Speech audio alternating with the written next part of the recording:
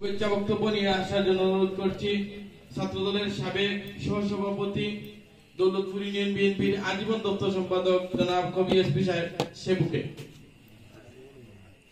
বিসমিল্লাহির রহমানির রহিম।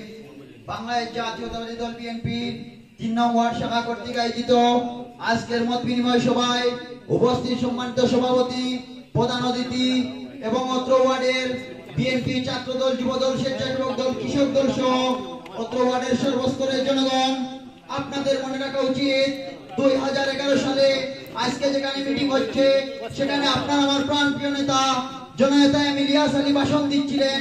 সেদিন সেই শুভেচ্ছা বক্তব্য আবু তাহের মিসবাহ পরিচালনা করছিল, আমাকে সেই সুযোগ দেওয়া হয়েছিল।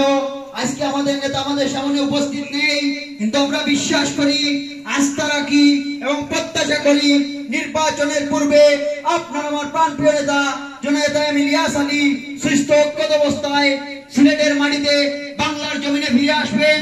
আগামী নির্বাচনে জননেতা ইলিয়াস আলীর সহধর্মিণী বেগম তাসনিয়া ম্যাডামকে সিলেট 2-এ আপনারা যার যার অবস্থান থেকে ধানের শীষ প্রতীকে বিজয় করার লক্ষ্যে প্রত্যেকটা গ্রামে প্রত্যেকটা মহল্লায় কাজ করতে হবে। মনে রাখতে হবে 17 বছর হামলা মামলা নির্যাতনের স্টিম লুরার চালিত হয়েছিল এই সিংহের কাছের অনেক মানুষ ঘরে ঘুমাতে পারে নাই। ফ্যাসিস্ট আওয়ামী বাকশালীরা প্রত্যেককে ঘরে ঘরে গিয়ে হামলা মামলার ভয় দেখিয়ে আপনাদের সেন্টারে যাওয়ার বাধা বিঘ্ন তৈরি করেছিল।